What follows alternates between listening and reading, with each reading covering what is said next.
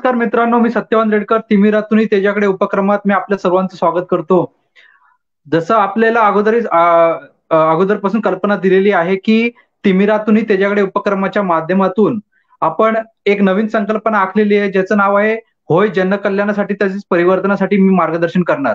आणि या उपक्रमाच्या माध्यमातून आपण विविध प्रकारचे नवीन-नवीन संकल्प घेऊन समोर येतोय, की जेणेकरून जे विद्यार्थी जे हुशार आहेत, जे गरजू विद्यार्थी आहेत आणि ज्यांच्याकडे अजूनही अ, ज्ञानाचा जो प्रसार होत नाही किंवा स्पर्धा परीक्षांबद्दल ज्यांना अजूनही अवेअरनेस भरपूर कमी आहे किंवा अजूनही अशा भरपूर विद्यार्थ्यांच्या मनात उदासीनता भरपूर आहे किंवा त्यांना विविध प्रश्नांचे निरसरण करून घ्यायचे असते, परंतु त्यांना एक विशेष माध्यम लाभत नाही. आणि आता लॉकडाऊनच्या काळात सर्व विद्यार्थी घरी आपापला अभ्यास करीत आहे. फिजिकली क्लासेसमध्ये जाऊन अटेंड करणं आणि अभ्यास करणं कोणाला पॉसिबल नाहीये. तर त्याचप्रमाणे एक सामूहिकरित्या मार्गदर्शन करणेही अवघड होत आहे. तर ज्या आपल्या नवीन संकल्पनेच्या नुसार की आपण काय करतोय, की जनकल्याणासाठी तसेच परिवर्तनासाठी मी मार्गदर्शन करणार, ही जी आपली नवीन संकल्पना आहे, तेथे विविध विषयातील तज्ञ आपल्यासमोर येऊन आपल्या-आपल्या विषयासंदर्भात तसेच आपल्याला जे त्यांचा जो प्रॅक्टिकल एक्सपिरियन्स आहे, तर त्याच्या संदर्भातून ते जनमानसांना वेगवेगळ्या विषयांसंदर्भात ते मोटिव्हेशन करणार, माहिती देणार.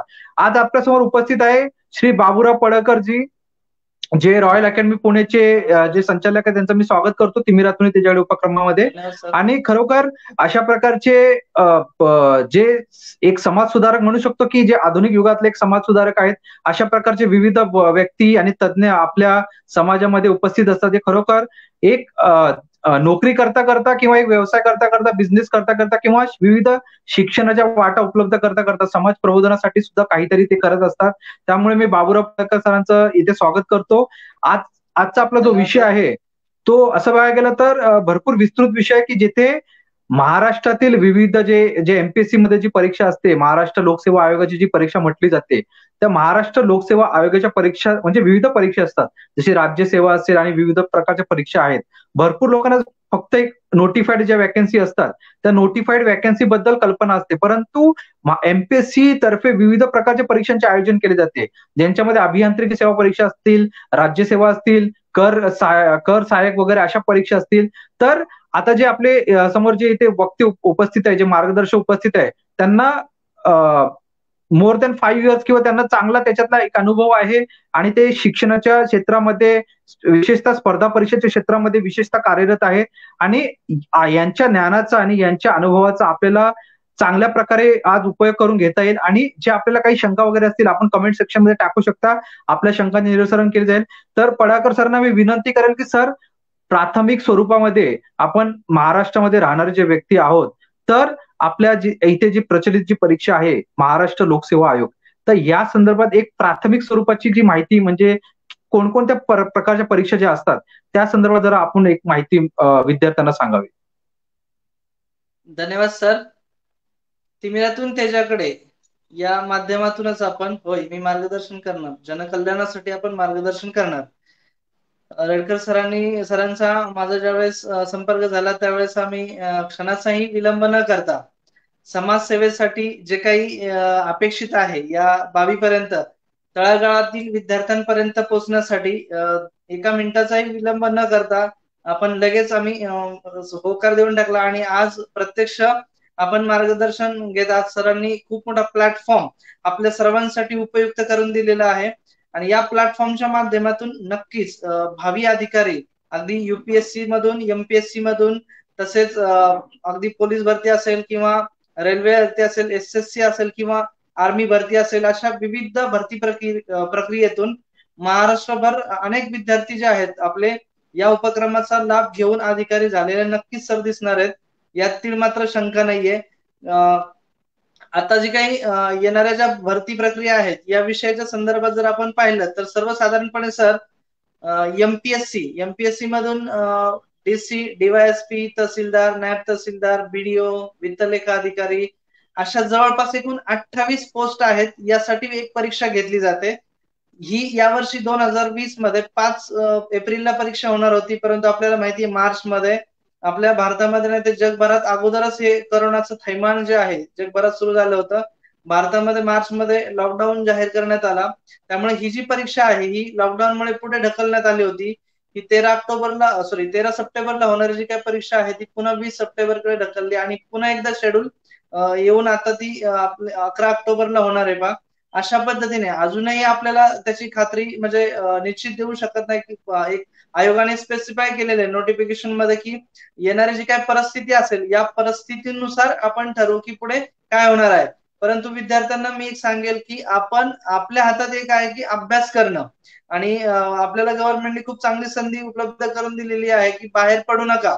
म्हणजे वेळेचा जो काही सदुपयोग आहे तो घरात राहून तुम्ही अभ्यास जो आहे तुमचा तो करण्यासाठी एक एक क्षण जो आहे त्यातला किंवा एक एक भाग जो आहे तो वेचण्यासाठी तुम्ही घरात राहून जे काही मटेरियल तुमच्याकडे आहे ते दर्जेदार मटेरियल तुम्ही ज्या काही नोट्स काढलेल्या असतील त्या नोट्स वाचणं अपेक्षित आहे. आता त्यासोबतच एमपीएससी सोबत पीएसआय एसटीआय एएसओ या पण परीक्षा सर आपल्या समोर आहेत. त्याचबरोबर येणारी जी काही गेली 2 वर्ष झाले महाराष्ट्रामध्ये पोलीस भरती होत नाही. या पोलीस भरतीच्या अनुषंगाने पण भरती प्रक्रिया जी आहे ती डिसेंबरमध्ये गव्हर्नमेंटने जाहीर केलेली आहे आणि त्या पद्धतीने हे सगळं सुरू राहणार आहे. आणि अनेक ज्या काही शासनाच्या काही भरती प्रक्रिया आहेत आपण मी नेहमी पाहत असतो का सर आपल्या व्हॉट्सअपच्या ग्रुपवर किंवा टेलिग्रामच्या ग्रुपवर आपण दररोज ज्या ज्या ठिकाणी म्हणजे गव्हर्नमेंटच्या असतील किंवा इतर ठिकाणच्याही ज्या जागा असतील त्या तात्काळ विद्यार्थ्यांपर्यंत पोहोचून जो काही माहितीचा सोर्स आहे हा माहितीचा सोर्स आपण उपलब्ध करून दिलेला आहे. त्याबद्दल आपलं मानव तितका आभार कमी आहे सर. मी विद्यार्थ्यांकडून आपला आभार मानू इच्छितो कारण खूप छान पद्धतीने या सगळ्या गोष्टी आपण मुलांसाठी अवेलेबल करून दिलेल्या आहेत. तंतोतंत म्हणजे जी काही बातमी आता आपल्या हातात आलेली ती बातमी विद्यार्थ्यांपर्यंत पोहोचवण्याचं जे काही मीडियम आहे माध्यम आहे ते सर आपल्याकडून होत आहे. या पद्धतीने येणाऱ्या ज्या परीक्षा आहेत त्या परीक्षांवरती आपण व्यवस्थितपणे लक्ष केंद्रित करणं गरजेचं आहे. तर नक्कीच सर आपल्याला विविध प्रतिक्रिया तर ऑनलाईन प्राप्त होतील, विविध प्रश्न तर ऑनलाईन प्राप्त होणार असे मी अपेक्षा धरतो. हरेश काळसेकर साहेब जे सहाय्यक पोलीस निरीक्षक आहेत खारघरला, त्यांनी आपल्या या मार्गदर्शन शिबिराला अगोदरच हार्दिक शुभेच्छा देऊन टाकल्या. असे विविध प्रश्न समोर येतील. ज्यांना या फेसबुक लाईव्हचा सेशनचा लाभ घेता आला नाही ते नंतर युट्यूबला त्या लिंकवर ते पाहू शकतात. त्यामुळे तिथे काय नाही सर, माझं बेसिकली हेच आहे की आता सध्याच्या कोरोनाच्या युगात किंवा जे आपल्याकडे आधुनिक तंत्रप्रणाली आहे त्याचा आपण चांगल्या प्रकारे जर वापर केला तर हे स्पर्धा परीक्षेच्या दृष्टिकोनातून जे आपल्याला जो अभ्यासाचं जे एक टेक्निक असते ती तर आपल्याला समजते. माहितीचं प्रसारण जलद होतं म्हणजे तुम्हाला फिजिकली जाऊन कुठे वेळ व्यतीत करावा लागत नाही. जस्ट फेसबुक व्हॉट्सअपच्या माध्यमातून टेलिग्रामच्या माध्यमातून तुम्हाला हवी ती माहिती अध्ययन साहित्य असेल जाहिराती असेल उपलब्ध होतात. मला सर एक विचारायचं तुम्हाला की रॉयल अकॅडमीची स्थापना तुम्ही कधी केली आणि तुमचा तो प्रवास म्हणजे माझ्या मते तर टीचिंग पासून कोणत्या तरी एका व्यक्तीचा शुभारंभ होतो, परंतु तुमचा प्रवास डायरेक्ट अकॅडमी स्थापनेपासून झाला होता की एक तुम्ही टीचिंगच्या लाईन पासून पुढे गेला? नाही सर, तसं पाहायला गेलं तर जवळपास आता स्पर्धा परीक्षा या विषयावर मी 11 वर्ष झाले मार्गदर्शन करतोय. महाराष्ट्रातील विविध नामवंत इन्स्टिट्यूट आहेत. या इन्स्टिट्यूट मधून पीएसआय एसटीआय असतील, राज्यसेवेच्या बॅचेस असतील, या बॅचेसला मी सामान्य विज्ञान हा विषय, अंकगणित हा विषय, बुद्धिमत्ता या विषयावरही मार्गदर्शन केलेलं आहे. ज्या ज्या ठिकाणी स्पेस असेल आणि ज्या ज्या ठिकाणी सरांनी एकदा सांगितलं की तुम्ही या ठिकाणी आज आपल्याकडे शिक्षक कमी आहे तुम्ही हा विषय घ्या, त्या विषयाला परिपूर्ण न्याय देण्याचं काम जे आहे ते आम्ही केलेलं आहे. म्हणजे जवळपास 11 वर्ष झाले स्पर्धा परीक्षेमध्ये मी मार्गदर्शन करत आहे. आणि या स्पर्धा परीक्षेमध्ये मार्गदर्शन करताना सर एक लक्षात आलं की मुलं जी आहेत जवळपास एका वर्गामध्ये ज्यावेळेस आम्ही मार्गदर्शन करत होतो 300, 350, 400 मुलं एका वर्गामध्ये बसायला असायची सर. मग ही जी 300, 350 ची कॅपॅसिटी आहे ही साधारणतः सर ग्रामीण भागातून आलेला जो विद्यार्थी आहे हा जो विद्यार्थी आहे त्या ठिकाणी 350 मुलांमध्ये बसून त्याचं जे लक्ष आहे तितक्या फुल फोर्सने तिथपर्यंत पोहोचत नव्हतं. म्हणून द रॉयल अकॅडमी स्थापन करण्यापाठीमागचा मेन उद्देश जो होता तो एक 60 ते 70 विद्यार्थी त्या विद्यार्थ्यांवरती अगदी काळजीपूर्वक लक्ष देऊन त्यातून बरेच विद्यार्थी सिलेक्ट व्हावेत ही माफक अपेक्षा घेऊन आम्ही 2015 मध्ये द रॉयल अकॅडमीचं हे जे काय आहे छोटस रोपटं जे आहे ते लावलेलं आहे. आणि या रॉयल अकॅडमीच्या माध्यमातून 2017ची जी काही कंबाईनची सर ऍड निघाली होती या ऍड मधून आपले 22 पीएसआय झालेले आहेत आणि हे 22 पीएसआय जे आहेत ते आज नाशिकला ट्रेनिंग घेत आहेत सर. त्यानंतर 2018 मध्ये 18चे जे काही रिझल्ट लागला आताच रिझल्ट लागला होता बघ लॉकडाऊनच्या अगोदरच रिझल्ट लागलेला आहे. म्हणजे मी म्हणेल की महाराष्ट्रामध्ये जो लॉकडाऊन सुरू झाला त्याच वेळेस रिझल्ट लागला होता. या विद्यार्थ्यांचा सत्कार जो आहे तो आम्हाला करण्याचं अजिबात भाग्य मिळालेलं नाहीये आणि त्या विद्यार्थ्यांना पण घेण्याचं. त्याचं रिझन की लॉकडाऊन जाहीर झालं होतं. ही 28 मुलं आहेत सर याही वर्षी PSI मध्ये दाखल झालेली. त्यासोबत MPSC मध्ये सर उपशिक्षण अधिकारी या पदापर्यंत एका म्हणजे पुण्यासारख्या मोठ्या शहराचा एक छोटासा भाग आपण म्हणूया की हडपसर या ठिकाणी हे सेंटर आपण उभं केलं. या सेंटरचा एक मेन उद्देश काय होता सर की म्हणजे बऱ्याच म्हणजे महाराष्ट्रातील विविध भागांमधून अगदी बीड असेल, बार्शी असेल, लातूर असेल, विविध भागांमधून जे काही म्हणजे FY SY TY झाल्यानंतर आपण जनरली पालक विचार काय करतो की मुलींच्या बाबतीत एक विचार असतो पालकांचा की लग्न करून देणे. मग मुलींचे लग्न झाल्यानंतर हे जे काही त्यांचे मिस्टर वगैरे आहेत हे साधारणतः जॉबसाठी सर पुण्याकडे किंवा या विविध परिसरामध्ये येत असत आणि मग या ठिकाणी म्हणजे हडपसर सारख्या थोड्याशा भागामध्ये एक आर्थिक अडचण जी आहे ही सोडवण्यासाठी थोडस पुण्यापासून दूर अंतरावरती मग या महिलांना शिकण्याची प्रचंड इच्छाशक्ती असायची परंतु मग प्रपंच हँडल करत ते पुण्यामध्ये जाऊन मार्गदर्शन घेणं त्यांच्यासाठी ते पॉसिबल नसायचं. म्हणून या ठिकाणी म्हणजे हडपसर सारख्या या भागामध्ये मला हे निदर्शनास आलं आणि माझे जे सर आहेत मोठे सर त्या मोठे सरांनी मला हे सगळं सांगितलं आणि या पद्धतीने आम्ही इन्स्टिट्यूट वरती खूप चांगल्या पद्धतीने काम करतोय. त्यासोबत पण पोलीस भरतीवरती पण खूप दर्जेदार काम झालेलं आहे. गेली म्हणजे पोलीस भरतीच्या बाबतीत बोलायचं झालं तर सर 3,500 ते 4,000 विद्यार्थी आज महाराष्ट्रामध्ये पोलीस दलामध्ये कार्यरत आहेत. कोविडच्या या महाभयंकर संकटामध्ये मला त्या विद्यार्थ्यांचा खूप अभिमान वाटतो की खूप चांगल्या पद्धतीने ते काम करतात. त्यांच्यासाठी शुभेच्छा, त्यांच्या फॅमिलीसाठी पण शुभेच्छा सर आपल्याकडून. खूप सुंदर तर पद्धतीने नक्कीच हे सर, सर सुरू आहे आणि विद्यार्थ्यांना नक्कीच त्याचा खूप चांगला फायदा होणार आहे पास. नक्कीच सर, शैक्षणिक संस्थेमधून एखाद्या शिक्षण घेऊन बाहेर पडलेला विद्यार्थी असो, म्हणजे जो अधिकारी किंवा कर्मचारी पदावर पोहोचतो किंवा स्वयंअध्ययनाने जरी पोहोचला असेल, तरी समाजासाठी एक दायित्व त्याचं नंतरही असतं आणि त्याने केलेल्या कार्याची पावती कोणी ना कोणी तर नक्कीच समाजामध्ये सांगत असतो, की असे जे व्यक्तीने अमुक-अमुक कार्य केलं किंवा कार्यरत आहे. आणि नक्कीच सर्व कोविड योद्धा जे आहेत, जे आजच्या तारखेमध्ये कोरोनाच्या ह्याच्यामध्ये जे कार्यरत आहेत, जे अत्यावश्यक सेवेमध्ये मोडतात, तर त्यांना नक्कीच आपल्या उपक्रमाकडून त्यांच्यासाठी मी प्रार्थना करेल, की त्यांनी इतरांची सेवा करता करता स्वतःच्या आरोग्याला सुद्धा म्हणजे जपणे आवश्यक आहे. तर सर मला विचारायचं होतं, की जे राज्यसेवा परीक्षा, जे पूर्व परीक्षा असेल, मुख्य परीक्षा असेल, त्यानंतर मुलाखत एक्झॅक्टली ते पेपर पॅटर्न एक बेसिकली पेपर पॅटर्न कशा प्रकारचा म्हणजे किती मार्काचा पेपर असतो, किती स्तर असतात आणि 2 पूर्व परीक्षा, मुख्य परीक्षेमध्ये साधारणतः किती दिवसांचा कालावधी प्रिपरेशनसाठी मिळतो किंवा मुख्य परीक्षेपासून मुलाखतीसाठी किती दिवसाचा प्रिपरेशनसाठी कालावधी मिळतो आणि मुलांना संक्षिप्त स्वरूपात याच्याबद्दल तुम्ही काय मार्गदर्शन करू शकता? Okay sir. सर खूप महत्वाचा प्रश्न आहे कारण येणारी जी राज्यसेवा पूर्व परीक्षा आहे या राज्यसेवा पूर्व परीक्षेला पण नेमकं काय केलं पाहिजे किंवा मग आता जे काही राज्यसेवा पूर्व परीक्षेसाठी तयारी करू पाहणारे जे काही नवीन विद्यार्थी आहेत त्यांच्यासाठी खूप महत्वाचा असं ही बाब असणार आहे बा. खूप छान प्रश्न आहे सर हा. राज्यसेवा पूर्व परीक्षा राज्यसेवा ही जी परीक्षा आहे ती पूर्व, मुख्य आणि मुलाखत अशा 3 टप्प्यांमधून जाते. साधारणतः पूर्व परीक्षा जी आहे दरवर्षी मार्च किंवा एप्रिल मध्ये होते सर. परंतु आताच्या या करोनाच्या संकटामध्ये ती पुढे पुढे पुढे चाललेली आहे. परंतु आता जी काही 11 ऑक्टोबरला होणारी जी काही आपली राज्यसेवेची पूर्व परीक्षा आहे एकंदरीत आपण असं म्हणूया की जर राज्यसेवेची पूर्व परीक्षा या पूर्व परीक्षेला 2 पेपर असतात आणि या 2 पेपरमध्ये सर त्या पेपरचं नाव सर सामान्य अध्ययन आहे. म्हणजे मी सांगेल सर की पेपरचं नाव इतकं सुंदर आहे, सुटसुटीत आहे त्याच्यामुळे म्हणजे विद्यार्थ्यांनी तयारी करताना डिप्रेशन घेण्याचा कसलाच भाग नाही. पेपरचं नाव सामान्य अध्ययन आहे. अध्ययन करायचंय ते सर्वात महत्वाचं आहे, सामान्य अध्ययन करायचंय. सर मी थोडेसे प्रश्न पण सांगेल विद्यार्थ्यांना की सामान्य अध्ययनात म्हणजे नेमके प्रश्न कसे विचारतात. मुलांना असं वाटतं की खूप अभ्यास करावा लागतो किंवा खूप स्टडी करावा लागतो, खूप मोठमोठे संदर्भ साहित्य वाचावं लागतं. पण मुलं सामान्य अध्ययन म्हणजे जे आपल्या आई वडिलांना माहिती आहे ते आपल्याला माहित असलं पाहिजे. इतकं जर सिंपल पद्धतीने आपण अभ्यास केला ना सर तर आपण खरंच लवकरात लवकर पोस्ट मिळूयात. खूप सुंदर पद्धतीने म्हणजे अगदी महाराष्ट्रातील प्रत्येक आई वडिलांना हे माहिती आहे. म्हणजे मी साध्या भाषेत सांगेल सर की मराठी महिने जे आहेत ना आज बऱ्याच विद्यार्थ्यांना माहित नाही सर, क्रमाने मराठी महिने माहित नाहीये आणि आपल्या आई वडिलांना हे माहिती आहे सर.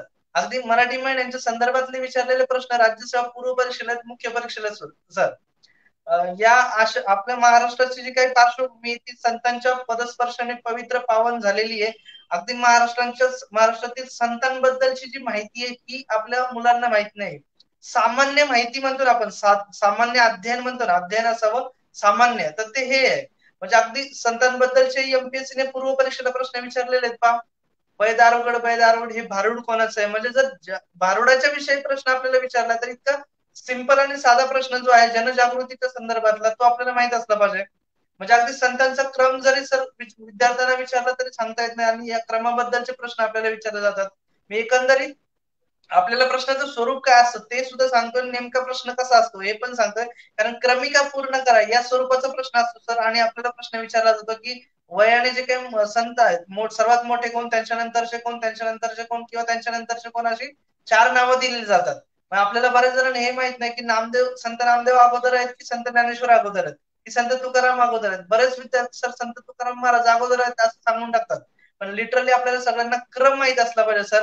कारण आपण या मराठी महिन्यामध्ये वारी जी आपण म्हणतो, या वारीला आज आपल्या म्हणजे देशभरामध्ये सर्वात महत्वाचं जे काही योगदान वारीच्या संदर्भात मिळालेलं ते अजून आणखी कुठे नाहीये सर. कारण आपण गव्हर्नमेंट आपलं म्हणतो, आतापर्यंत गव्हर्नमेंट म्हणत विविधतेमध्ये एकता, पण वारीमध्ये आपल्याला एकतेसाठी विविधता हा प्रकार दिसून येतो की एका विठ्ठलासाठी विविध जाती धर्माचे किंवा पंथाचे जे काही सगळे लोक आहेत एका विठ्ठलासाठी पायी पायी जात असतात, वारी करण्यासाठी जात असतात.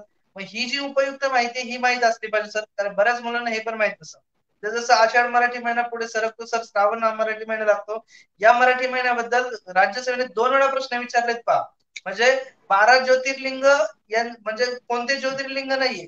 मग आपण 12 ज्योतिर्लिंगाची ज्यावेळेस यात्रा करू वय वर्ष 60-65च्या वेळेस, त्यावेळेस माहिती असावं का? माहिती सामान्यच असली पाहिजे, परंतु ती माहिती कोणती आहे ती प्रश्नांमधून आपल्याला कव्हर होते बा. एकदम सिंपल प्रश्न विचारला होता सर की खालीलपैकी कोणते ज्योतिर्लिंग नाही, आणि 13 नावं दिली होती. आता बऱ्याच मुलांना आहे ना ज्योतिर्लिंग अमरनाथ हे जे काही तीर्थक्षेत्र आहे हे माहित असतं, परंतु 12 ज्योतिर्लिंगाची नावं माहित नसतात. अगदी याच पद्धतीने सर प्रश्न विचारले जातात. म्हणजे आता येणारा आपल्याला माहिती गणपती उत्सव आताच संपलेला पहा. या गणपती उत्सवाच्या संदर्भात सर सुद्धा प्रश्न विचारलेले. मी म्हणेल 10 दिवस तुम्ही गणपती उत्सव खूप चांगल्या पद्धतीने साजरा करा, काहीच हरकत नाहीये. परंतु एक दिवस गणपती बद्दलची जी काही माहिती आहे, विशेष माहिती, ज्याला आपण सामान्य माहिती म्हणतो सर, ही माहिती असणं अपेक्षित आहे. म्हणजे आपल्याला प्रश्न विचारला होता की आशिया खंडातील पहिला मानाचा गणपती कोणता. सर हे प्रश्न का विचारले जातात त्याच्या पाठीमागचं पण एक कारण आहे. या वर्षी चर्चेत असणारी जी घटना आहे ती जर घडलेली असेल तर त्या अनुषंगाने हा प्रश्न विचारला जातो. म्हणजे आशिया खंडातील पहिला मानाचा गणपती आयोगाने उत्तर दिलेले भाऊसाहेब रंगारे, परंतु मुलांनी लिहून आले होते सर दगडूशेठ. म्हणजे आता काय होतं सर, फेमस आहे त्यामुळे मुलं दगडूशेठ लिहून आले आणि आयोगाला तेच अपेक्षित असतं की जे उत्तर नाहीये तेच मुलं देऊन येतात.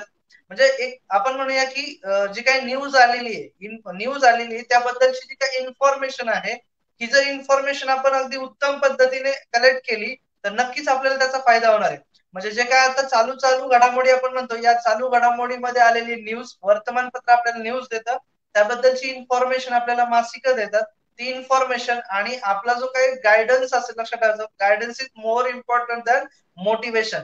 मुलं मोटिवेशनला भाळतात आणि मोटिवेशनच्या याच्यामुळे काय होतं की त्यांचा गायडन्स असा बाजूला पडतो. गायडन्स वरती खूप चांगल्या पद्धतीने जर त्यांनी म्हणजे गायडन्सला वारंवार भेटणे आणि खूप छान पद्धतीने त्यांच्याकडून सर्व गोष्टी ज्या आहेत त्या अक्वायर करून घेतल्या तर आपला फायदाच होणार आहे पहा. म्हणून मी सांगितलं सर, पूर्व परीक्षेला खूप सामान्य अध्ययनाचे प्रश्न असतात आणि मुलं असं म्हणतात की हा अभ्यासाच्या बाहेरचे प्रश्न आहेत. अभ्यासाच्या बाहेरचे प्रश्न नाहीत सर, हे आपले महाराष्ट्राच्या म्हणजे जनजीवन जे आहे या सर्व गोष्टीने पुढे गेलेले आहे आणि या संबंधित ते प्रश्न आपल्याला विचारले जातात. त्याचं खूप मोठं रिझन आहे. एखाद्या दिवशी वेळ मिळाला तर मी त्याच्याविषयी भरपूर खूप असं काही आपल्याला बोलता येईल, खूप छान पद्धतीने आपल्याला सांगता येणार पहा. मग ही जी पूर्व परीक्षा आहे त्या पूर्व परीक्षेमध्ये 2 पेपर असतात पहा. एक असतो सामान्य अध्ययन 1 आणि दुसरा असतो सीसॅट. सामान्य अध्ययन 1 मध्ये सर 100 प्रश्न असतात आणि या 100 प्रश्नामध्ये मी जे आता प्रश्न सांगितले या स्वरूपाचे प्रश्न असतात. त्याबरोबरच इतिहास, प्राचीन इतिहास असेल, मध्ययुगीन इतिहास असेल आणि आधुनिक भारताचा इतिहास असेल, विशेषतः महाराष्ट्राच्या इतिहासाबद्दल बोललं जातं पहा. त्यानंतर पॉलिटी हा जो विषय आहे, राज्यव्यवस्था ज्याला आपण म्हणतो, अर्थव्यवस्था हा जो विषय आपण म्हणतो पहा, त्यानंतर सामान्य विज्ञान हा विषय आहे, त्यानंतर चालू घडामोडी हा विषय आहे. या 7 विषयांनी साधारणतः 100 प्रश्न जे आहेत, हे 100 प्रश्नाचे सगळे प्रश्न जे आहेत ना, ते सामान्य अध्ययन विथ चालू घडामोडीवरती अवलंबून आहेत. याच्यासाठी सर पाठीमागील ज्या आयोगाने झालेल्या प्रश्नपत्रिका आहेत, आपल्यासाठी सर्वात महत्वाचा गुरु म्हणजे काय, तर मागील झालेल्या प्रश्नपत्रिका. म्हणजे आजपर्यंत अधिकारी ज्या प्रश्नांनी अधिकारी घडवलेले आहेत, ते प्रश्न आहेत कोणते नेमके, हे जर आपल्याला माहित झालं सर, तर होणारा अधिकारी म्हणजे स्वतःचा जो अधिकारी आहे, हा अधिकारी आपल्यासाठी खूप उत्कृष्ट पद्धतीने महाराष्ट्राला मिळणार आहे. म्हणून आपण त्या मागील प्रश्नपत्रिका आहेत ना, त्या खूप चांगल्या पद्धतीने केल्या पाहिजेत. त्या प्रश्नपत्रिका वाचत असताना आपल्याला लक्षात येतं की खरंच आपला अभ्यासक्रम काय आहे. आयोगाने जरी दिलेला असेल की इतिहास फक्त दिलेला असेल, तर इतिहासामध्ये प्राचीन, मध्ययुगीन, आधुनिक हे पॉईंट दिले असतील, तर प्राचीन मध्ये नेमकं काय आहे, मध्ययुगीन मध्ये नेमकं काय आणि आधुनिक मध्ये नेमकं काय. सामान्य विज्ञानाच्या बाबतीत पण रसायन, भौतिक, जीव आणि मानवी आरोग्यशास्त्र दिले, परंतु प्रश्नपत्रिका वाचले लक्षात येतं रसायन मध्ये नेमकं काय, टॉपिक कुठले, अशा सगळ्या बाबी ज्या आहेत त्या आपल्याला लक्षात येतात. हे झालं पेपर 1च्या बाबतीत. पेपर 2च्या बाबतीत आपण सीसॅट म्हणतो का, तो 80 प्रश्न आणि 200 मार्क्स, म्हणजे टोटल राज्यसेवा पूर्व परीक्षा जी आहे ती 400 मार्क्सची असते. दुसऱ्या पेपरमध्ये ज्याला आपण सीसॅट म्हणतो किंवा GS2 म्हणतो, त्यात उतारे 50 मार्कचे असतात सर. त्याच्यानंतर गणित आणि बुद्धिमत्ता हा जो विषय आहे तो 25 मार्क्सला, आणि डिसिजन मेकिंग, निर्णय क्षमता जर आपण म्हणतो, हा जो घटक आहे तो 5 मार्क्सला आहे. फक्त या 5 मार्क्ससाठी, निर्णय क्षमतेसाठी निगेटिव्ह मार्किंग नाहीये, बाकी सर्व याला निगेटिव्ह मार्किंग आहे. सर आता जे अशी आयोगाने सूचना दिलेली आहे पहा, की पूर्वी आतापर्यंत राज्यसेवा पूर्व परीक्षा किंवा मुख्य परीक्षा ही 1/3 म्हणजे 3 चुकलेल्या प्रश्नांना एक बरोबर प्रश्नाचे काही मार्क्स आहेत ते जात होते. परंतु जसं काही इतर परीक्षांसाठी 1/4 सिस्टम होती, त्याच पद्धतीने आयोगाने इथून पुढच्या सर्व परीक्षांसाठी म्हणजे राज्यसेवा पूर्व परीक्षेसाठी किंवा मुख्य परीक्षेसाठी 1/4 ही काही जी स्ट्रॅटर्जी आहे, म्हणजे 4 चुकलेल्या प्रश्नांच्या एका बरोबर प्रश्नाचे मार्क जाणार आहेत. त्यासोबत आयोगाने असंही मेन्शन केलेलं आहे, पूर्वी सर असं होतं की बा एखादा प्रश्न आपल्याकडनं जर चुकीचा लिहिला गेलेला आहे, परंतु आपल्या नंतर लक्षात आलं आणि त्याच प्रश्नाचं जर आपण एकापेक्षा अधिक गोल केले, तर आपल्या प्रश्नपत्रिकेवरती त्यांनी सूचित केलं होतं बा, की एकापेक्षा अधिक गोल असतील तर तो प्रश्न ग्राह्य धरला जाणार नाही, म्हणजे त्याचे निगेटिव्ह मार्क्स होत नव्हते. परंतु आता त्यांनी सांगितलं की तो प्रश्न निगेटिव्ह मध्ये जाईल. म्हणजे 2 खूप महत्वाचे बदल करण्यात आलेले आहेत या 8 तारखेला, 8 सप्टेंबरला. आणि हे बदल विद्यार्थ्यांनी खूप काळजीपूर्वक लक्षात घेणं गरजेचं आहे. त्यासोबत जी मुख्य परीक्षा आपण म्हणलं सर, साधारणतः बघा ते 3 किंवा 4 महिन्याचा जो कालावधी आहे तो मिळतो आपल्याला मेन्सच्या पूर्व नंतर. आता जर ज्याचा अभ्यास मुख्य परीक्षेचा अगोदर झाला असेल त्याला खूप चांगल्या पद्धतीचा बॅकअप पूर्वसाठी मिळतो, कारण मेन्सला जे काही घटक आहेत ते विस्तृत स्वरूपामध्ये असल्यामुळे एखादा दुसरा प्रश्न जो आहे तो टिपिकली किंवा आपण म्हणून क्रिटिकली आपल्या समोर आलेला असतो, त्याचं अनालिसिस करण्यासाठी खूप चांगल्या पद्धतीने आपल्याला त्याच्यावरती भर देता येतो बा. मुख्य परीक्षा जी आहे त्याच्यामध्ये सर लँग्वेजचे पेपर असतात. त्याच्यामध्ये एक पेपर जो आहे तो आपल्याला डिस्क्रिप्टिव्ह टाईपचा लिहायचा आहे, 50 मार्क्स मराठी व्याकरणसाठी आणि 50 मार्क्स मराठी आणि 50 मार्क्स इंग्रजी. याच्याबद्दल आपल्याला निबंध लिहायचा, सारांश लेखन लिहायचंय पहा, हे 50 मार्कला, हा 100 मार्कचा पेपर. आणि दुसरा जो असतो तो ग्रामरचा असतो, 50 मार्क्स मराठीचं ग्रामर आणि 50 मार्क्स इंग्रजीचं ग्रामर, म्हणजे हे 200 मार्क्ससाठी. आणि 4 जीएसचे पेपर असतात सर, त्या 150 मार्क्सला. टोटल हे 600 आणि 200 800. त्याच्यानंतर मग मुलाखत येते, तिसरा टप्पा ज्याला आपण म्हणतो पहा, तो 100 मार्क्ससाठी. असे एकूण आपल्याला 900 पैकी आपलं मेरिट लागतं पहा. सुरुवातीचं जे काही आहे पूर्व परीक्षा ते फक्त मुख्य परीक्षेसाठी क्वालिफाय होण्यासाठीचे मार्क्स असतात. Okay sir. सर पण पूर्व परीक्षेचे मार्क्स मुख्य परीक्षेसाठी म्हणजे ते काउंटिंग केले जात नाही का, की ते पूर्व परीक्षेमध्ये तुम्हाला समथिंग एवढ्यापैकी एवढे मिळाले, तर त्याचा पूर्ण एव्हरेज वगैरे त्याचा काहीच संबंध नसतो. हे जस्ट क्वालिफाईंग की तुम्हाला पुढच्या स्टेपला तुम्हाला पाठवलं आणि नंतर मुख्य परीक्षा आणि मुलाखतीचे मिळून गुण फायनल याच्यासाठी विचारात घेतला, तर असं काय सिस्टम आहे काय? Yes yes. तर काय होतं सर, की पूर्व परीक्षेचे जे गुण आहे 400 पैकी, ते फक्त मेन्सला क्वालिफाय होण्यासाठी एक मेरिट ठरलेलं असतं साधारणतः सर. मेरिटच्या अनुषंगाने जितक्या जागा महाराष्ट्रामध्ये यावर्षी भरल्या जाणार आहेत, त्या जागेच्या प्रमाणामध्ये हे मेरिट असतं. आणि त्याच्यानुसार जर समजा 1000 जागा असतील, किंवा आता जनरल 1000 जागा महाराष्ट्रामध्ये एमपीएससी साठी कधी आलेल्या नाहीत, परंतु जनरल एक 350, 450, 550 वगैरे अशा जागा येतात. आणि त्या अनुषंगाने 10 एकाच 10 किंवा एकाच 12 किंवा एकाच 14 या पद्धतीने विद्यार्थी घेतले जातात. आणि ते मेन्स साठी क्वालिफाय केले जातात. म्हणजे हे पहिल्यापासून चालत आलेले पहा की मेन्सचे जे काही मार्क्स आहेत ते आणि मुख्य परीक्षेचे जे मार्क्स आहेत या आधारावरती ठरणारे तुम्हाला पोस्ट मिळणार आहे की नाही. हा, पण प्री क्वालिफाय झाल्याशिवाय आपल्याला मेन्स देता येत नाही, म्हणून नाही. प्री अत्यंत महत्वाची. Yes. Sir, mains suppose prelims clear झाले, मेन्स मध्ये गेल्यानंतर तर मेन्सच्या जे मुलाखतीला जे पात्र ठरतील तर त्यांचं म्हणजे शक्यता कशावर डिपेंड असते की मेन्सला मला जास्त मार्क मिळाले तरच माझं सिलेक्शन होणार आहे, की माझं मुलाखतीला सुद्धा काही वरती खाली म्हणजे मार्क्सचं जे प्रमाण असते वरती खाली होऊ शकतं, की म्हणजे याची शाश्वती कशा प्रकारे असते की तुम्हाला मुलाखतीसाठी किती मार्क्स असतात आणि कसं प्रिपरेशन करावं लागेल, किंवा तुमचे मेन्सला जर समाधानकारक मार्क असतील तर तुम्ही फायनलला तुमचं सिलेक्शन होईलच की नाही ह्याच्यावर कसं म्हणजे डिसाईड कसं केलं जातं ते? Okay sir.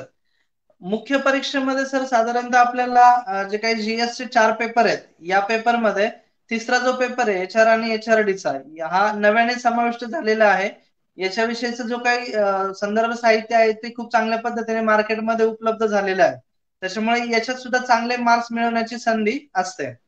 पहिला जो पेपर आहे तो जीएसचा ज्याला आपण म्हणतो हिस्ट्री आणि जिओग्राफी प्लस ऍग्री याच्यावरती महाराष्ट्रामध्ये साधारणतः या ठिकाणी जी आपली एमपीएससी आहे ते अभ्यासक्रमाची जी काही व्याप्ती ठरलेली त्या पद्धतीने आपल्याला प्रश्न विचारले जातात का. म्हणजे पूर्वी थोडीशी गडबड होती की प्रश्न कुठे विचारतील किंवा काय, परंतु यावर्षी आयोगाने हे मुख्य परीक्षेच्या बाबतीतही एक नोटिफिकेशन काढलेले. त्यांनी अत्यंत मुद्देसूद आपल्याला सिलेबस दिलेला आहे. त्या पद्धतीने जर आपण अभ्यास केला तर आपल्याला पेपर 1 मध्ये, पेपर 2 मध्ये, पेपर 3 मध्ये आणि पेपर 4 मध्ये खूप चांगल्या पद्धतीने मार्क्स येऊ शकतात. आता राहतो विषय, आणि इथं काय होतं सर आपल्याला कार्बन कॉपी मिळते म्हणजे आपल्याला किती मार्क्स येणार आहे हे तंतोतंत Prediction. समजतं या 4 पेपरमध्ये. आणखी आपला जो मराठी आणि इंग्रजीचा जो व्याकरणचा पेपर आहे या ठिकाणी पण आपल्याला समजतं, परंतु मुलांचे प्लस मायनस कुठे होऊ शकतात याच्यात थोडस संदिग्धता काय, तर जो आपला डिस्क्रिप्टिव्ह पेपर आहे, डिस्क्रिप्टिव्ह पेपर जो आहे त्याच्यामध्ये म्हणजे मराठी 50 मार्क्स साठी लिहायचे आणि इंग्रजी 50 मार्क्स साठी लिहायचंय. आता मराठी माध्यमातून आलेला जो विद्यार्थी तो सर्वसाधारणपणे मराठी खूप चांगल्या पद्धतीने लिहितो, परंतु त्याला इंग्लिशमध्ये थोडीशी अडचण निर्माण होते. किंवा इंग्लिश मीडियम मधून आलेला विद्यार्थी जो आहे तो इंग्रजी चांगला लिहितो, मराठीचा पेपर लिहिताना थोडीशी त्याला अडचण निर्माण होते. हे सरासरी मार्क्स मिळाल्यानंतर जरी सर मेन्स मध्ये थोडेफार कमी मार्क्स असतील तरी इंटरव्ह्यू मध्ये चांगले मार्क्स घेऊन सुद्धा आपलं सिलेक्शन होऊ शकतं. किंवा मेन्स मध्ये जर चांगले मार्क्स मिळाले आणि इंटरव्ह्यू मध्ये म्हणजे मुलाखतीमध्ये जर थोडे कमी मार्क्स मिळाले आणि बरोबर आपण त्या कट ऑफच्या सीमारेषेवर बसलो तर आपल्याला पोस्ट मिळून जाते. परंतु सर आपण पहिल्यामध्ये येण्याचा विचार केला तर मुलाखतीवरती पण आपल्याला खूप चांगल्या पद्धतीने लक्ष केंद्रित करणं गरजेचं आहे. मुलाखत हा जो प्रकार आहे तो खूप सोपा आहे सर, अजिबात काही कठीण विचारलं जात नाही. जी माहिती आपण आयोगाला पुरवलेली आहे, आपल्या बायोडेटामध्ये जी माहिती आयोगाला आपण दिलेली त्याच आधारावरती आयोग आपल्याला प्रश्न विचारते. आता याची तयारी करणं खूप गरजेचं आहे. मुळात काय होतं सर की आपण ज्यांना जिथे ज्या ज्या ठिकाणी मॉक इंटरव्ह्यू घेणार आहोत त्या ठिकाणी मॉक इंटरव्ह्यू घेणाऱ्या लोकांनी किंवा व्यक्तींनी त्यांच्यासाठी मुलांसाठी खूप जास्त वेळ देणं पण गरजेचं आहे. त्याचं रिझन असं आहे सर की मुलांना लहानपणापासून म्हणजे त्यांच्या स्वतःच्या जडणघडणीपासून ते आज तक आहेत त्याची जी काही हिस्ट्री आहे ज्याला आपण स्टोरी म्हणूया, ज्यावेळेस सिलेक्ट होतो तो सर्वांना स्टोरी सांगत बसतो, परंतु त्याने मुलाखतीच्या अगोदर त्याची जी स्टोरी आहे ना ती व्यवस्थित सांगितली तर त्या प्रत्येक बाबीवरती बोलायचं कसं किंवा कोणत्या प्रश्नाला कसं सामोरे जायचं या सर्व बाबी ज्या आहेत ना त्या इत्तंभूत आपण काढून देऊ शकतो. म्हणजे संविधानच्या बाबतीत मी सांगेल की आपला जो संविधान चौरे नावाचा विद्यार्थी आहे याच्या बाबतीत किंवा दीपिका पवारच्या बाबतीत आम्ही या सर्व स्ट्रॅटेजीचा अवलंब केला होता. म्हणजे मेन्सला कमी मार्क्स असताना सुद्धा मुलाखतीमधून या विद्यार्थ्यांना चांगले मार्क्स मिळून त्यांचं सिलेक्शन झालेले. कारण त्यांची जर ती स्टोरी आपल्याला माहित असेल तर आपण नेमकं सुरुवातीला बोलायचं काय, त्याच्यानंतर त्याच्यावरती येणारा जो प्रश्न असेल एक बेसिक माहिती आहे की बेसिक माहिती काय तर आपला परिचय जो आहे नाव न सांगता परिचय करून त्याला विचारला असेल तर त्या पद्धतीने देणं गरजेचं आहे.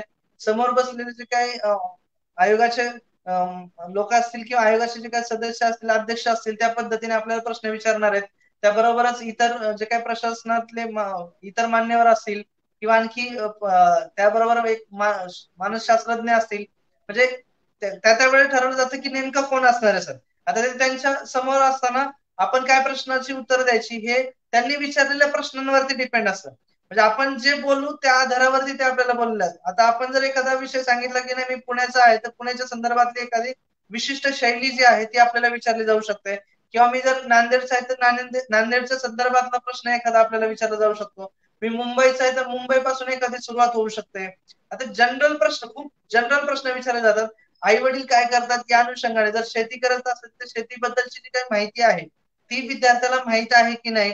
म्हणजे साधारणतः सर काय असतं की त्याची जी सगळी टेस्ट झालेली असते. मेन्स तो प्री क्वालिफाय झालाय, मेन्सला आलाय, तो इंटरव्ह्यूला पण आलेला आहे. म्हणजे जी काही त्याची बेसिक नॉलेज ज्याला आपण म्हणतो, खूप साधं आणि सिंपल नॉलेज जे आहे ते त्याला आहे की नाही याबद्दलचे प्रश्न, आणि तो उत्तर कसं देतोय, कशा पद्धतीने एखादी घटना समोर असताना तिला टॅकल करतोय हे पाहिलं जातं. त्या आधारावरती सर त्याचं सिलेक्शन असतं. मग खूप चांगल्या पद्धतीने जर करंटचा नॉलेज असेल, बेसिक प्रश्नांची उत्तरं चांगली दिली, आणि खूप चांगलं, आता याच्या हे पण आहे सर की खूप जास्त वेळ इंटरव्ह्यू चालला म्हणजे खूप जास्त मार्क्स मिळतात असं पण नाही, आणि खूप कमी वेळ इंटरव्ह्यू झाला मग कमी मार्क्स येतात असं पण नाहीये. म्हणजे तुमचा इंटरव्ह्यू, तुमची जी काही पर्सनॅलिटी आहे, ही पर्सनॅलिटी टेस्ट म्हणतो आपण, व्यक्तिमत्व, त्या व्यक्तिमत्वाचा प्रभाव काय पडतोय, किंवा तुमच्यामध्ये असणारं जे काही नेतृत्व, म्हणजे ज्याला आपण अधिकारी म्हणूया, अधिकारी, कोणता अधिकारी तुमच्यामध्ये दडलेला असतो हे ते पाहतात. एक आय-एस लेवलची तुम्ही उत्तर देतात, आय-पी-एस लेवलची उत्तर देतात, किंवा मी म्हणेल डीसी किंवा डीवायएसपीच्या बाबतीत कोणत्या पद्धतीचे उत्तर आपण देतोय, त्या अनुषंगाने ते आपल्याला पुढील प्रश्न जे आहेत ते विचारले जातात. आणि त्या आधारावरती आहे की आपलं मेरिट जे आहे त्या अनुषंगाने आपल्यावरती इफेक्ट पडणार आहे. बाकी दुसरा काही इफेक्ट पडत नाही सर. फक्त आपण उत्तर कोणत्या पद्धतीने देतोय त्या आधारावरतीच आपलं सिलेक्शन आहे. म्हणजे जरी एखाद्याला मेन्सला कमी मार्क्स असेल तरी मुलाखतीमध्ये तो जास्त मार्क्स घेऊन पास होऊ शकतो, आणि मेन्स मध्ये जास्त मार्क्स असले तर आणि मुलाखतीमध्ये कमी मार्क्स पडले तरी तो बाहेर पडू शकतो. त्याच्यामुळे दोन्ही परीक्षांना खूप सिरियसली घेणं गरजेचं आहे. नक्कीच सर. आपण छान उपयुक्त माहिती याबद्दल प्रदान केली. सर, आता जे परीक्षेचं जसं कोविडमुळे परीक्षा तर पुढे ढकलल्या जात आहेत. परंतु ज्या विद्यार्थ्यांच्या मनामध्ये एक जो भ्रम निर्माण झालाय किंवा ते कधी-कधी ते आपला राग व्यक्त करतात, की परीक्षा पुढे ढकलतात आहे, परीक्षा कधी होणार?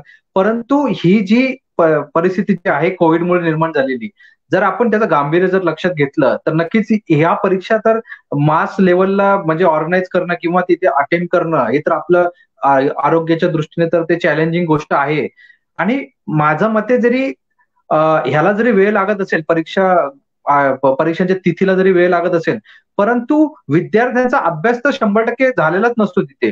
परंतु त्यांना फक्त तारखेचं पडलेलं असतं, की कधी तारीख येणार, कधी तारीख येणार, अशा प्रकारे चालू आहे. आता तुम्ही कॉन्स्टेबलची भरती प्रक्रिया बद्दल पण आपण जर विचार केला, तर शासनाने केवळ एक घोषणा केलेली आहे, की लवकरात लवकर पदे भरली जाणार. हो परंतु सर रोज प्रश्न येतो त्या गोष्टीवरती, सर जाहिरात कधी येणार आहे?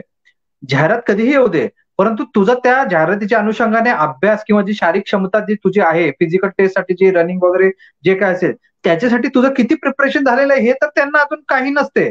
फक्त जाहिरात कधी येणार बरोबर. आणि ह्याच्याबद्दल उत्कंठता असते, की जाहिरात कधी येईल आणि ती परीक्षेची डेट कधी येईल. परंतु अभ्यास तर अजूनही त्यांचा भरपूर प्रमाणात राहून गेला असतो. तर सर ते मला एक विचारायचं होतं, की बहुतेक विद्यार्थी पदवीधर आहेत, द्विपदवीधर वगैरे आहेत. तरीही त्यांची आता जी शासनाने एक अधिकृत घोषणा केलेली आहे, की कॉन्स्टेबल पदाची लवकर भरती होणार. परंतु हे बी-ए, बी-कॉम, बी-एस-सी वगैरे झालेले विद्यार्थी आहेत. तर त्या कॉन्स्टेबल पदासाठी का अवलंबून राहतात? पी-एस-आय पदासाठी किंवा आय-पी-एस पदासाठी का नाही त्यांचं एक हे असतं, की मी त्या परीक्षेत आहे ना किंवा तिथे सिलेक्शन होण्याचा ट्राय करणार. तर मला त्याच्याबद्दल काय कळालं नाही, की एक्झॅक्टली काय आहे, की आता तुम्ही टीचिंग करतात त्या पर्टिक्युलर बाकीच्या सर्व कॅटेगरीतील विद्यार्थ्यांना, म्हणजे जे एम-पी-एस-सी असतील, बँकिंग असेल किंवा जे काही.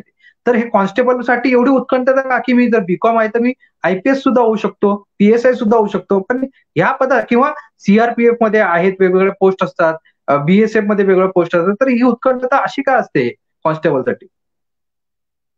सर फक्त कॉन्स्टेबल साठीच नाही, किंवा बीएससी किंवा बीए किंवा बीकॉम झालेलेच विद्यार्थी नाही, तर सर अगदी मेडिकल इंजिनिअरिंगचा जो विद्यार्थी आहे, डॉक्टर, या विद्यार्थ्यांचे सुद्धा शिपाई पदासाठी अर्ज आलेले आहेत. म्हणजे बेरोजगारी किती भयानक आहे याचं एक खूप उत्कृष्ट उदाहरण आहे.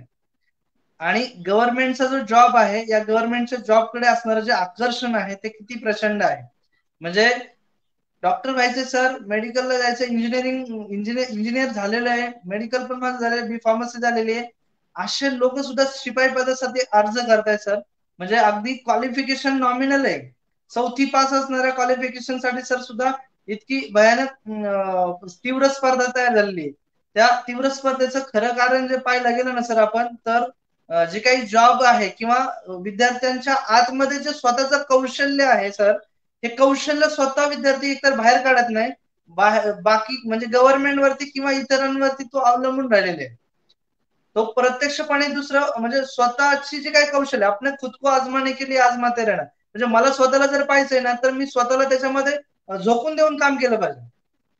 म्हणजे ही विद्यार्थ्यांची स्थिती आहे की सर अगदी आताही बघा, म्हणजे अजून अभ्यासिका वगैरे सुरू झालेल्या नाहीत, पण अभ्यासिका सुरू झाल्यानंतर सर विद्यार्थी जेव्हा अभ्यासिकेत येतो, त्यावेळेस तो सरासरी जनरल 2 ते 3 तास झोपलेलाच असतो. सर तो झोपून अभ्यास केला तर त्याला PSI STIS हो किंवा राज्यसेवेच्या पोस्ट कशा निघणार?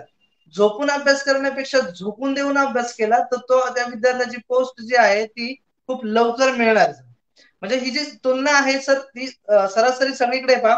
म्हणजे आपण जर MPSCच्या बद्दल आपण बोललेलेच आहात, त्यानंतर पोलीस भरतीच्या बाबतीत मी थोडस बोलणारच आहे किंवा त्या विषयावरती थोडस भाष्य करायचंय पहा, की नेमकं काय म्हणजे आत्ताची जरी परीक्षांच्या तारखा पुढे पुढे पुढे ढकलल्या असल्या तरी सर आपल्या स्वतःच तुम्ही ज्या पद्धतीने बोलात की आपला अभ्यास किती आहे, त्याचं रिव्हिजन किती आहे, वारंवार त्याचे जे रिव्हिजन आहे ते करणं गरजेचं आहे. अगदी बरोबर आहे की जी 5 एप्रिलची एक्झाम पुढे गेली की मुलांमध्ये तीव्र असा एक हे झाला की नाही आमची परीक्षा पुढे गेली, आता काय होणार?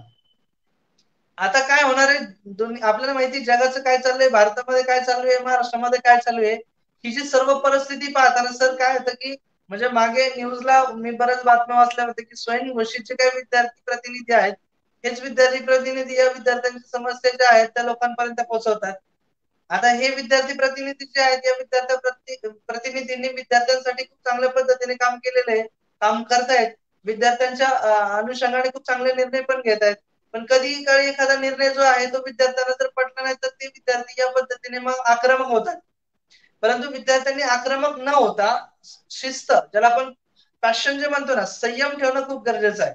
या ठिकाणी आता माननीय रतन टाटाजींनी या वर्षी खूप सुंदर वाक्य आपल्यासाठी दिलेलं आहे की हे जे वर्ष आहे जगण्याचं वर्ष आहे. म्हणजे मी म्हणेल की आयोग सक्षम आहे, आयोगाने तारखा ज्या दिलेल्या आहेत किंवा ठरवलेल्या आहेत ते घेणारच आहे. म्हणजे आपण सारखं सारखं म्हणजे लॉकडाऊन मध्ये आपणच मागणी करायची की तारखा जाहीर करा, तारखा जाहीर केल्या आयोगाने तर त्याच्यानंतर आयोगाला परत सांगायचं की तारखा पुढे घ्या.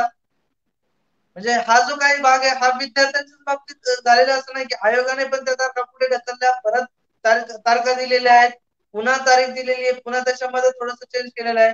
ही संभ्रमाची स्थिती जी आहे ती विद्यार्थ्यांमध्ये होते, परंतु मला विद्यार्थ्यांना सांगायचंय की अशा जर संभ्रमाच्या स्थिती तुमच्या समोर उपस्थित झाल्या तर तुम्ही गडबडून जाऊ नका. तुम्ही गडबडलात की सर्व गडबडल्यासारखे पहा. म्हणजे तुमचा जो अभ्यास आहे तो रेग्युलर रुटीनने चालू राहणं गरजेचं आहे.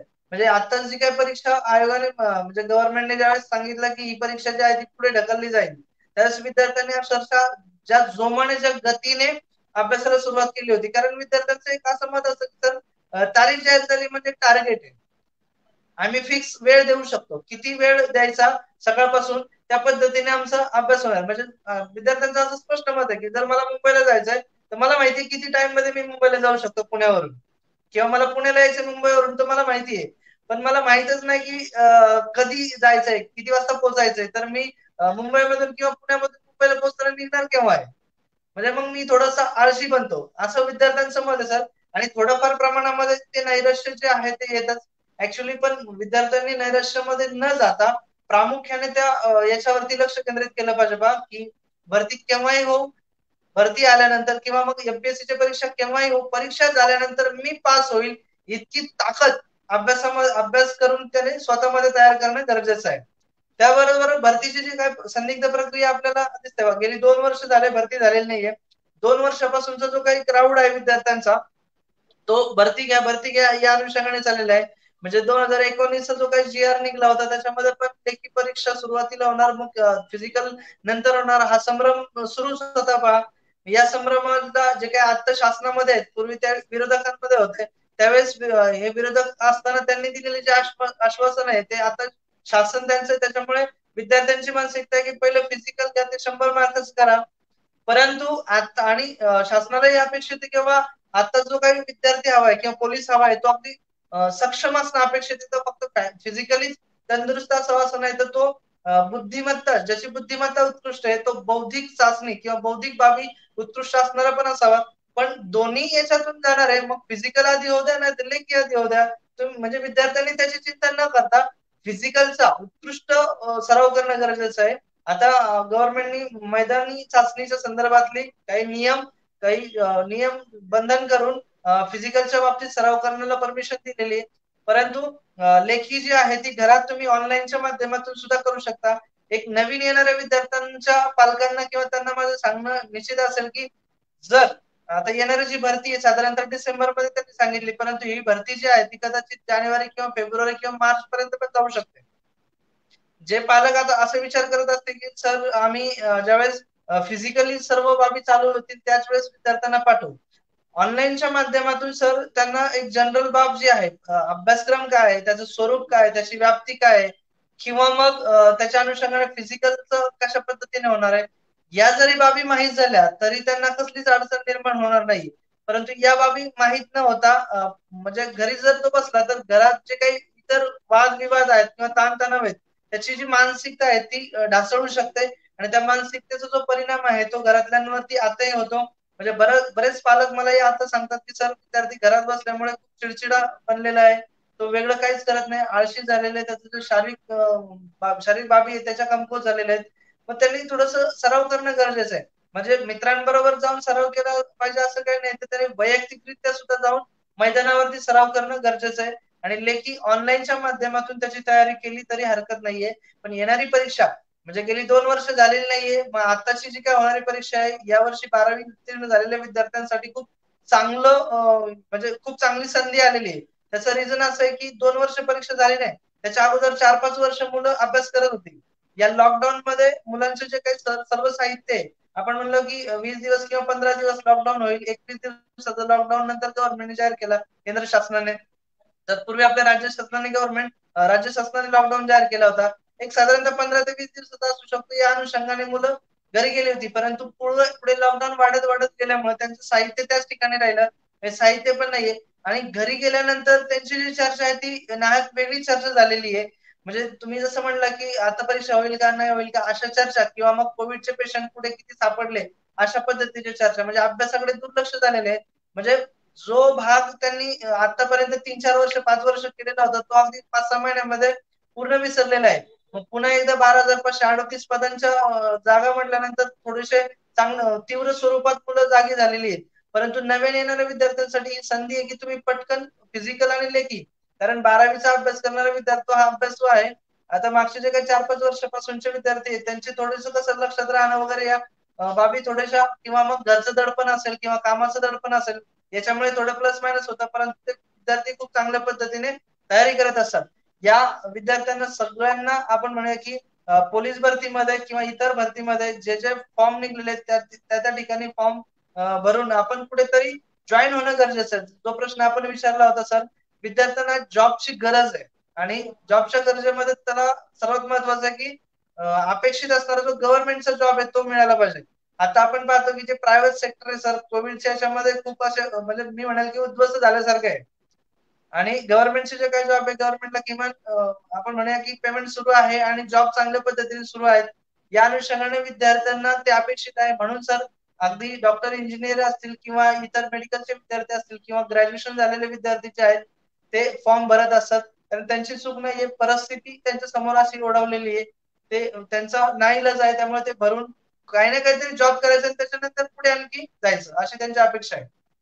Okay sir. सर आता आर्मी भरतीसाठी नवीन जे महिलांना संधी मिळाली या वर्षापासून, आर्मी भरतीसाठी होतं का एनडीए साठी होतं मला एक्झॅक्टली आता माहित नाही, परंतु आर्मी महिलांना काहीतरी भरतीसाठी आर्मी भरतीसाठी महिलांना संधी मिळालेली. तर आता तुमच्याही इन्स्टिट्यूशन मध्ये ज्या महिला, ज्या मुली असतील, लेडीज असतील, लग्न वगैरे झालेले असतील, तर मला सर एक विचारायचं की आता आम्ही ज्या केंद्र शासनाच्या परीक्षा दिल्या, आतापर्यंत मी ज्या केंद्र शासनाच्या परीक्षा दिल्या भारतामध्ये विविध ठिकाणी परीक्षा दिल्या, फक्त महाराष्ट्र पुरते मर्यादित नाही राहिलो, की बाहेरच्या ठिकाणी जाऊन पण मी परीक्षा दिल्या होत्या. आणि जसं तुमचं एसएससी किंवा युपीएससी आहे, तर तुम्ही त्याच्यामध्ये ऑलरेडी मेन्शन केलं असतं की जे कॅन्डिडेट सिलेक्ट होतात त्यांना all over India service liability असते, म्हणजे भारतामध्ये कुठेही त्यांची बदली किंवा पोस्टिंग होऊ शकते. तर सर, बरोबर. बाहेरच्या राज्यातल्या मुली, माझ्याच बॅचमधल्या समजा बाहेरच्या राज्यातल्या मुली या राज्यात, इतर राज्यात जाऊन म्हणजे जॉईनिंग वगैरे स्वीकारतात, किंवा तिथे जाऊन सेटल पण होतात, किंवा ते नोकरी प्राथमिक स्वरूपात स्वीकारतात, परीक्षा सुद्धा देतात. जसं दिल्लीची एक लेडीज येऊन मुंबईला परीक्षा देते, कोलकाताची लेडी येऊन मुंबईला परीक्षा देते, मुंबई सेंटर निवडते, परीक्षा देते आणि नंतर सिलेक्ट पण होते. पण आपल्या राज्यातल्या जे महिला वर्ग जे आहे किंवा मुली जे आहेत, त्या अजूनही का, म्हणजे त्यांचं आता आधुनिकता तरी एवढी झालेली आहे, आणि शेवटी आता सर्व दर्जाचा समान झालेला आहे, पुरुष स्त्री दर्जा समान झालेला आहे, परंतु आपल्या महिलांमध्ये अजूनही का भीती आहे की बाहेर जाऊन परीक्षा द्यायला बघत नाही, किंवा बाहेर सिलेक्शन त्यांच्यामध्ये सर्वांमध्ये क्वालिटी आहे, महिला का पुरुष सुद्धा तशीच आहे, जे आपले मुलं वगैरे आहेत ते सुद्धा बाहेर जाऊन परीक्षा द्यायला बघत नाही, की एका क्षेत्रांतर्गत ते सीमित राहतात, की इथे वॅकन्सी निघाले तर अप्लाय करायचे, तिथे वॅकन्सी निघाले तर अप्लाय करायचे. बाबा, एवढा लांब कोण बेंगळुरूला जाणार परीक्षा द्यायला, गोव्यात कोण जाणार? म्हणजे हे जे जे चाललंय, तुम्हाला असं वाटत नाही की ह्याच्यामुळे बेरोजगारीचं प्रमाण तर अजूनच वाढतंय? म्हणजे जसं म्हटलं जातं बाहेर की गव्हर्नमेंटच्या नोकऱ्या आहेत कुठे, परंतु असतात तर पूर्ण भारतामध्ये असतात, रोज एका दिवसात जवळजवळ 10,000 1,500 बरोबर वॅकन्सी सर. येतात. परंतु सर, हे बरोबर. आपल्या महाराष्ट्रात समजा 100 जागा निघाल्या, तेव्हा कुठे जागा निघाल्या, फक्त 100 निघाल्या.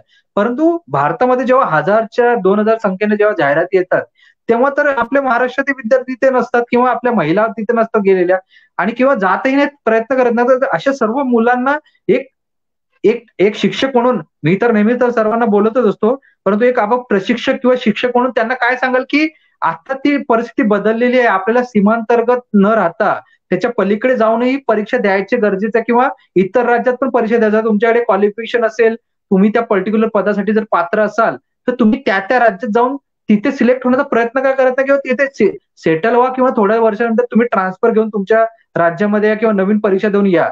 परंतु का प्रयत्न करत नाही? याच्यामुळे काय कारण असू शकतं? सर, सर्वात महत्वाचं याच्या पाठीमागचं कारण असेल तर मानसिकता. म्हणजे फक्त मुलीचीच नाही तर मुलाची पण मानसिकता, पण त्याच्या पाठीमागे जी मानसिकता आहे ती आहे पालकांची. सध्या पालक जे आहेत सर, आपल्या मुलांना म्हणजे पाल्यांना आपल्यापासून दूर जाऊ देत नाहीत. फॅक्ट आहे सर. म्हणजे याच्यावरती खूप विचार केलेला आहे. आपल्याच द रॉयल अकॅडमीच्या सर 2 विद्यार्थिनी जे आहेत, ते ऑलरेडी आंध्र प्रदेशला एक आणि हिमाचल प्रदेशला एक आहे. श्वेता मुळे नावाची माझी विद्यार्थिनी आहे सर. खूप चांगल्या पद्धतीने काम करते. म्हणजे ज्यावेळेस मागच्याच म्हणजे जानेवारीमध्ये ती आली होती, जानेवारीमध्ये भेटून गेली सर. म्हणजे इतकं सुंदर पद्धतीने तिचे अनुभव कथन केले. हडपसरचे राहणारे विद्यार्थिनी सर, पण इतकं धाडस केलं.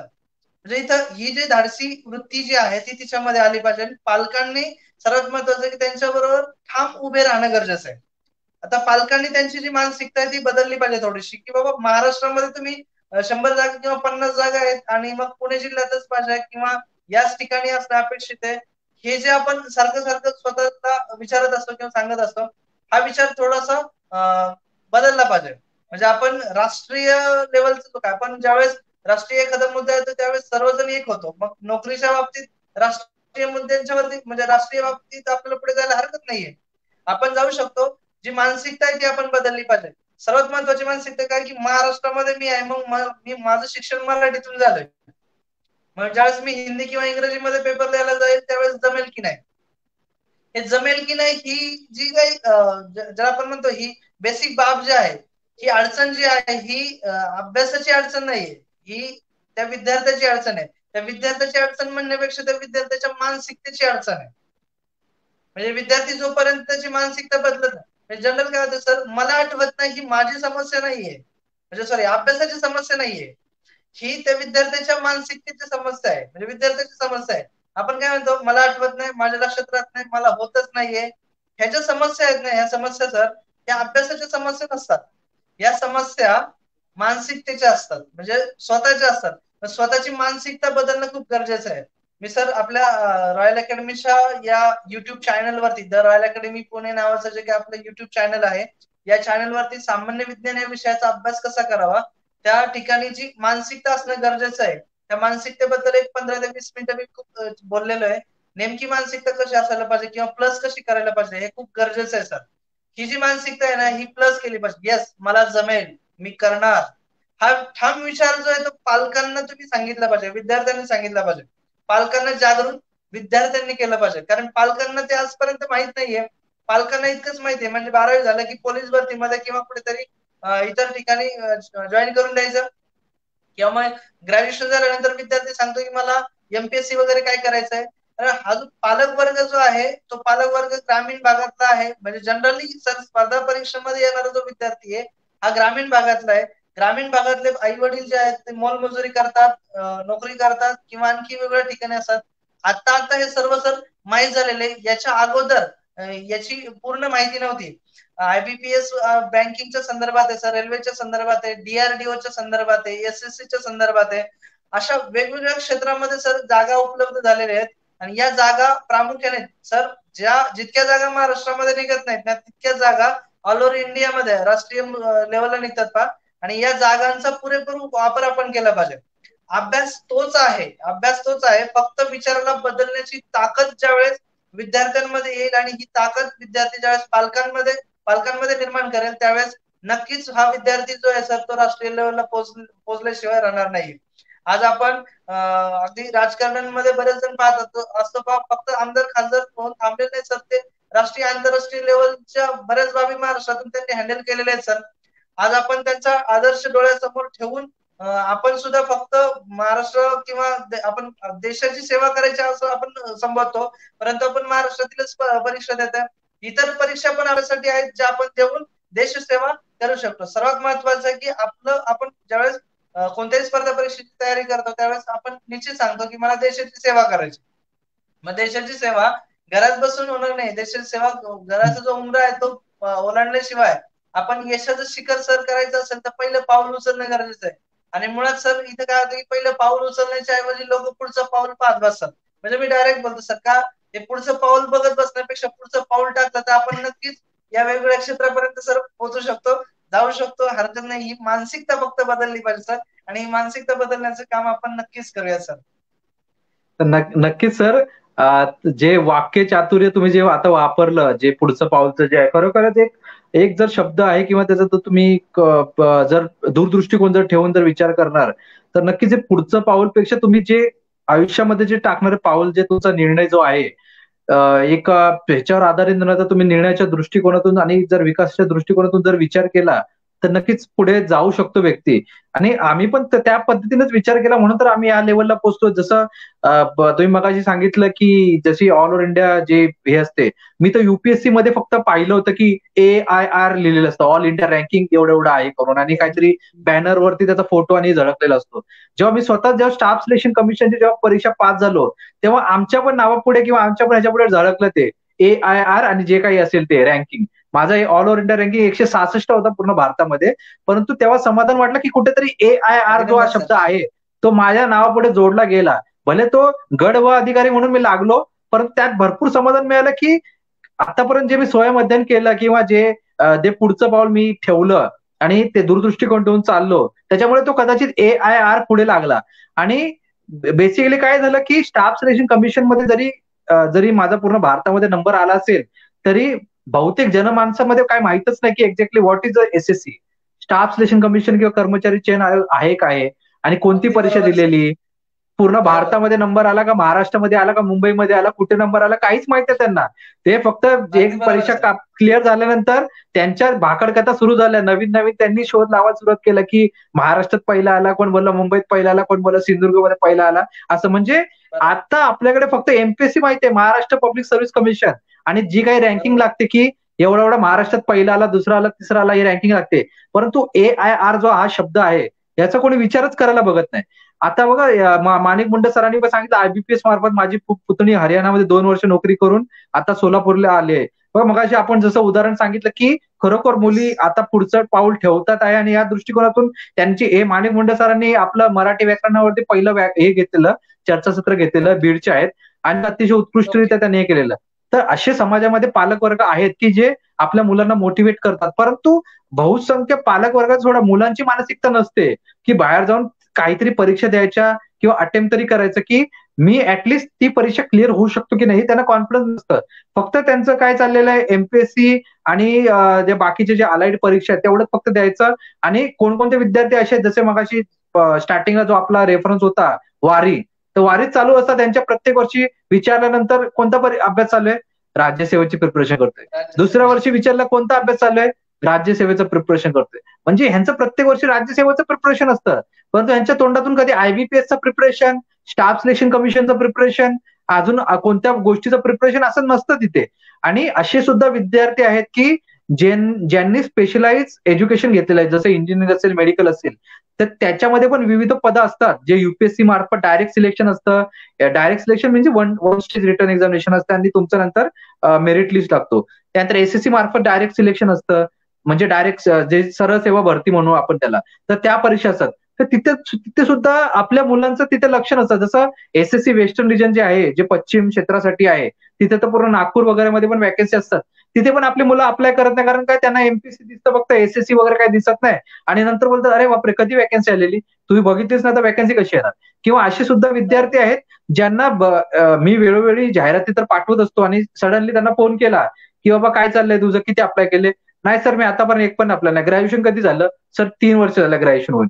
म्हणजे विचार करा, अजूनही आपण कोण कोण असे व्यक्ती की अजून शून्यावरतीच चाललेले आहेत, ज्यांना स्पर्धा परीक्षा देणं म्हणजे काही वाटतच नाही, की हे बोलतात ना त्याला नगण्य समजता, म्हणजे एक तुच्छ गोष्ट समजली जाते की स्पर्धा परीक्षा का द्यायची. परंतु लॉकडाऊनच्या काळात एवढे पण मला फोन आले की सर कुठेतरी जॉब असेल तर बघा. आणि ह्याच्याबद्दल मी एक लेख पण लिहिला बरोबर असेल, सर, बरोबर. लेख अगदी लिहिला होता, बरोबर. सर कुठेतरी जॉब असेल तर बघा. परंतु माझं माझं असं वैयक्तिक मत आहे, कुठेतरी जॉब असेल तर बघा. बघा म्हटल्यापेक्षा तुम्ही जेव्हा एज्युकेशन एक पर्टिक्युलर घेतल्यानंतर तुम्ही स्पर्धा परीक्षेसाठी किती अटेम्प्ट दिले, किती अभ्यास केला. आणि तुम्ही जर आता समजा 4-4 वर्ष जरी अभ्यास करताय आणि त्यांना जर एकेका विषयातले 5 प्रश्न जरी विचारले तर त्यांना एक प्रश्न येत नाही, मग ते बोलतात नाही सर हे मी वाचलं नव्हतं. मग हे कारण देतात, म्हणजे आपला अभ्यास 5 वर्ष जरी केला तरी 100% होत नाही. त्यानंतर त्यांनी जवळजवळ 4 ते 5 अकॅडमी चेंज केल्या असतात. कधी ही लावली, कधी बरोबर. ती लावली, कधी युपीएससीची लावली, कधी एमपीएससीची लावली असं. सर तुमच्याकडे सुद्धा असे विद्यार्थी भरपूर येत असतील, परंतु ह्या विद्यार्थ्यांना पण एक जागरूकता निर्माण होणं आवश्यक आहे, की त्यांना हे पुढचं पाऊलच्या दृष्टिकोनातून त्यांना काहीतरी भविष्यासाठी करायचं नाही. त्यांच्यापुढेही एआय जो शब्द असावा, असं माझी सुद्धा नेहमी अपेक्षा असते. त्यामुळे मी एमपीएससी सोबत अन्य परीक्षांसाठी सुद्धा त्यांना मोटिवेट करत असतो. सर हे तुमची जी अकॅडमी आहे, जी हडप सरला जे म्हणाला तुम्ही अकॅडमी आहे, तर त्यांची कॅपॅसिटी किती आहे, की किती विद्यार्थी इन्व्हॉल्व होतात, त्याच्यासाठी तुम्ही काहीतरी सीईटी वगैरे घेता का, किंवा त्यांची एक प्राथमिक तुम्ही टेस्ट वगैरे घेतात की याची आयक्यू लेवल किती आहे, किंवा तो याच्यासाठी इलिजिबल आहे की नाही वगैरे. कारण काय, एक प्रवेश कोणत्याही इन्स्टिट्यूशन मध्ये जर घ्यायचा असेल तर त्याला पहिल्यांदा एका विचारलं जातं, बाबा तुला कोणत्या परीक्षेसाठी हे करायचं प्रिपरेशन. त्याच्या संदर्भात त्याचं प्रिपरेशन पुढे नंतर चालू होतं, म्हणजे जे काही स्टडी मटेरियल असेल, अभ्यास असेल वगैरे. तर सर त्यांना तुमच्याकडे कशा प्रकारची सुविधा आहे, की अभ्यासिकेचं काय हे किती आहे त्यांचं, म्हणजे तिकडे तुमचा विस्तार किती आहे मोठा, तुमच्या कोणत्या ब्रांचेस वगैरे आहेत का, किंवा कॅपॅसिटी किती आहे तुमची, विद्यार्थी क्षमता, अभ्यासिकेची क्षमता, ग्राउंडच्या टेस्टसाठी क्षमता, म्हणजे कशा प्रकारच्या तुमच्याकडे सुविधा उपलब्ध आहेत तिथे. Yes sir. सर अगदी महत्वाचा मुद्दा सांगितला तुम्ही. तर हुशार विद्यार्थी कुठेही जातो आणि तो पटकन त्या ठिकाणी जाऊन त्याचं जे काही नॉलेज आहे ते दाखवून थोडस हे करत असतो. परंतु माझ्याकडे दर अकॅडमी मध्ये कुठलीही टेस्ट घेतली जात नाही. तो परीक्षा द्यायला पात्र आहे की नाही. जर एमपीएससी करायची त्याला, तर त्याचं ग्रॅज्युएशन तो करतोय, म्हणजे एफ वाय ला, एस वाय ला, टी वाय ला किंवा ग्रॅज्युएशन झालं असेल तर तो कसं याचा असू द्या, म्हणजे तो अत्यंत हुशार असला पाहिजे असं अजिबात नाही. त्याला घडवण्याची जी ताकद आहे ती दर अकॅडमी मध्ये आहे. म्हणजे त्याला सामान्य अध्ययनाचा जो काही भाग आहे तो कशा पद्धतीने फीड करायचा. आपण म्हणतो की सर हुशाराला घडवणारे अनेक असतात. आपल्याकडे सर कसाही कॅन्डिडेट येऊ द्या, त्याला घडवण्याची जबाबदारी आमची. फक्त त्या कॅन्डिडेटने वेळ दिला पाहिजे. जर सर कॅन्डिडेटच वेळ देत नसेल तर कुठलीही इन्स्टिट्यूट काहीच करू शकत नाही. म्हणजे मी सरळ सांगतो सर की 99% जे आहे ते विद्यार्थ्याला करायचे स्वतःला. 1% आमचं काम असणार आहे, त्याला मी गायडन्स समजतो. 100% जरी आम्ही सर्व करून घेत असेल, काय करत असेल, तरी सर्व बऱ्याचशा बाबी ज्या आहेत त्या विद्यार्थ्याला स्वतःला करायचं आहे. आपण पूर्वी एक म्हण पाहिली होती की आपण पाण्यापर्यंत घेऊन जाऊ शकतो, पाणी पाजू शकत नाही. या सर्व गोष्टी ज्या आहेत ना, ह्या सर्व गोष्टी आपण करून घेऊ शकतो. कॅपॅसिटी खूप मोठी आहे सर. आपल्या अभ्यासाची कॅपॅसिटी जवळपास 350 विद्यार्थ्यांची अभ्यासिकेची कॅपॅसिटी आहे हडपसरला. त्याच्यानंतर आपली स्वारगेटला एक शाखा आहे सर. स्वारगेटला अभ्यासिकेची क्षमता 100 विद्यार्थ्यांची आहे. नारायणगावला आपली एक ब्रांच आहे सर. नारायणगाव मध्ये आपली जवळपास 300 विद्यार्थ्यांची कॅपॅसिटी आहे. बारामतीला आपली एक ब्रांच आहे. बारामतीला मध्ये आपण 250 विद्यार्थ्यांची कॅपॅसिटी आहे. म्हणजे आणि नवीन उस्मानाबाद मध्ये शाखा सुरू करण्याची नियोजित आहे. म्हणजे या ग्रामीण भागामध्ये जनरल मी पुण्यामध्ये जो सदाशिवपेठ एरिया असं म्हणतो आपण, त्या ठिकाणी न जाता बाहेरील विद्यार्थ्यांना त्याचा किती फायदा होणार आहे या अनुषंगाने आम्ही काम करतोय. आता इथं येणारी जी परिस्थिती म्हणजे इथे येणारा जो विद्यार्थी तो एमपीएससी साठी येऊ शकतो, PSIST IASO साठी येऊ शकतो, पोलीस भरतीसाठी येऊ शकतो. त्यासोबत SSC आहे, RRB आहे, DRDO आहे, रेल्वे आहे, अशा केंद्र शासनाच्या परीक्षेसाठी सुद्धा तो येऊ शकतो आणि तयारी करू शकतो.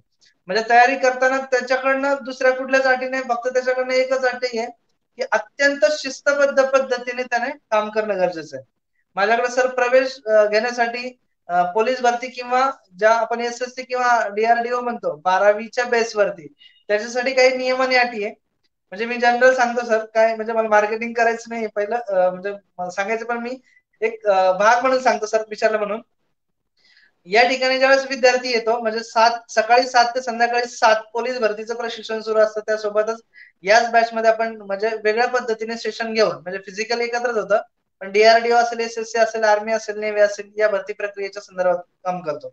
7 ते 9 फिजिकल होताना सर त्याच्याकडे कुठलाही मोबाईल फोन जो आहे तो त्याला अलाउड नाहीये.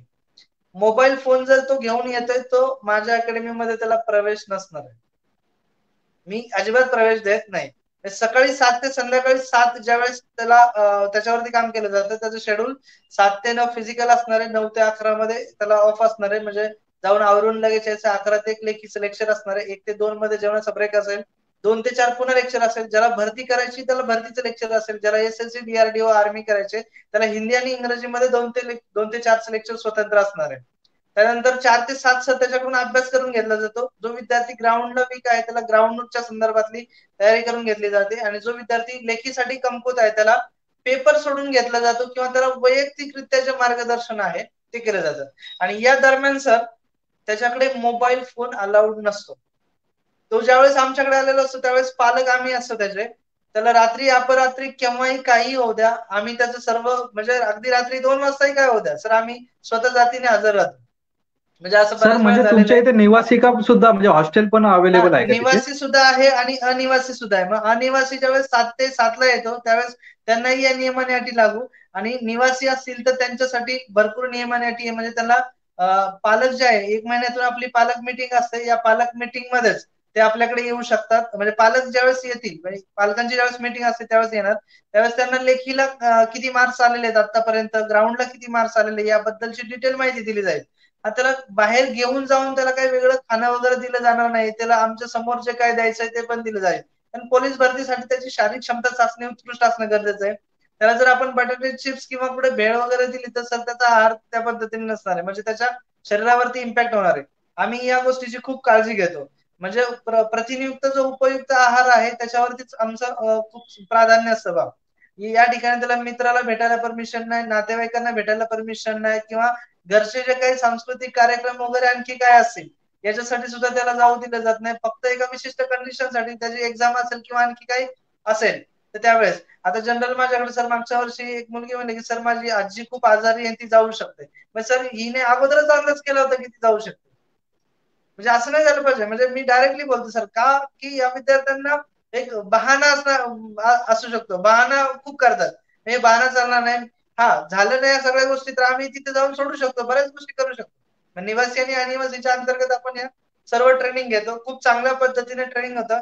आणि या ट्रेनिंग मधून सर अनाथ आश्रमातली पण काही मुलं आहेत माझ्याकडं, ज्यांचा खर्च जो आहे तो आम्ही स्वतः वैयक्तिकरित्या मी स्वतः करतो सर. म्हणजे जवळपास एक 20 मुलं आता आहेत की ज्यांचा राहण्याखाण्याचा खर्च आम्ही करतोय. हे सोशल काम जे आहे हे खूप उपयुक्त आहे. याच्यासाठी आम्ही कोणाकडे सांगत नाही की हे मुलगा आहे आणि याच्यासाठी तुम्ही काहीतरी डोनेशन द्या. आज ही मुलं पोलीस दलामध्ये दाखल झालीत, आज ही मुलं PSI झालेली आहेत. खूप अभिमान वाटतो, म्हणजे खूपच अभिमान वाटतो.